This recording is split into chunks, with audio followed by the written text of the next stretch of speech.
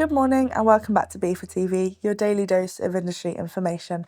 This month's edition of BIFAlink is now available on our website and it's full of engaging articles from across the sector. To pick out highlights from this month's issue, we're joined by Sharon Hammond. So Sharon, thank you so much for joining us this morning. Morning, Brooke. Now, of course, once again, it's been another busy month. So what are some of the key topics that we've covered in this month's BIFAlink? Yeah, there's a lot in the issue again this month. So one of BIFA's main pillars is the provision of information to members. Yes. And alongside BIFA TV and the BIFAlink magazine, we hold regular regional meetings up and down the country. They're delivered by a team of regional representatives. So in this month's issue of BIFAlink, we detail some changes that we've made to the boundaries of the regional groups and introduce the regional representatives.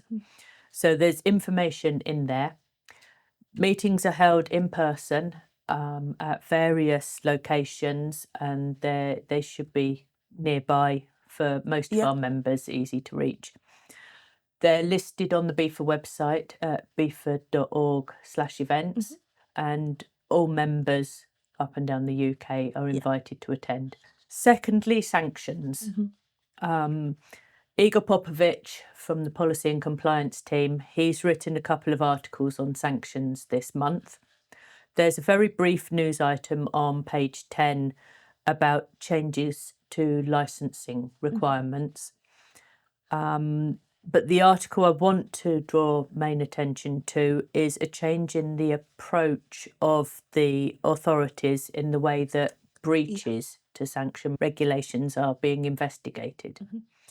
So on pages 16 and 17 of this month's issue, Igor outlines the UK sanctions regime and the evolving enforcement mechanisms that are being deployed by HMRC and Border Force. And then other stories, I just picked out 3 to highlight. There was a gov.uk survey on the adoption of CDS and how things went and where the problems occurred and what went well. So the results of that survey are detailed in BIFAlink. Hill Dickinson, a law firm that we work with a lot, they have made a contribution to this month's issue. They've written an article on the UN Convention on Negotiable Cargo Documents, which is plans to extend the negotiable nature of cargo documents across the board to other modes of transport.